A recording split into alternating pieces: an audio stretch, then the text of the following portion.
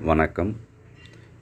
இன்று நம் வாழ்வில் அடைந்திருக்கக்கூடிய முன்னேற்றம் என்பது யாரோ ஒருவருடைய வழிகாட்டுதல் மூலமே நடைபெறுகிறது.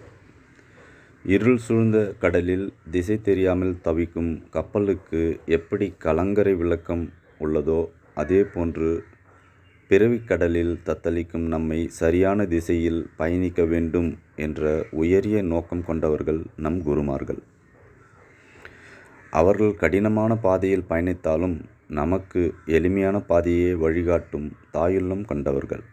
இந்த குரு பூர்ணிமா நன்னாளில் ஒவ்வொருவரும் அவர்களுடைய வாழ்வில் சந்தித்த மற்றும் இன்று வரை பயணித்து கொண்டிருக்கும் குருக்களை நேரில் சந்தித்து ஆசி பெற முடியவில்லை என்றாலும் நம் மனக்கண்ணில் வரவழைத்து மனதார நன்றி சொல்வோம்.